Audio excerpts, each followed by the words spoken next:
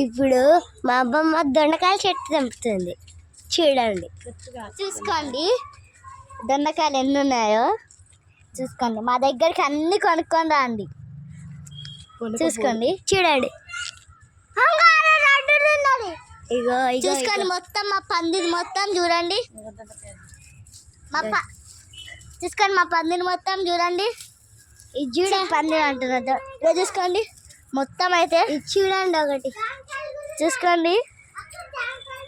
ఇది చూసుకోండి మళ్ళీ మా దగ్గర చూసుకోండి గోంగూర చెట్లు ఉన్నాయి, జాంకాయ చెట్టు ఉంది. చూసుకోండి మళ్ళా ఇది కనపడదు.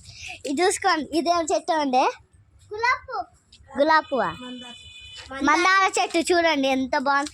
చూసుకోండి ఇక్కడ ఫ్లవర్ ఎంత బాగా పూసినాయో చూసుకోండి. ఇంకా చూసుకోండి ఇటు సైడ్ దొండ తీగ ఉంది. చూసుకోండి ఫ్రెండ్స్ మొత్తం దొండ తీగే చూసుకోండి మొత్తం చూసుకోండి. ఆగు నేను ఎప్పుడు చేయలేదు. అది కానీ మా తమ్ముడు అప్పుడే పిల్లలు తెంపుతున్నాడు.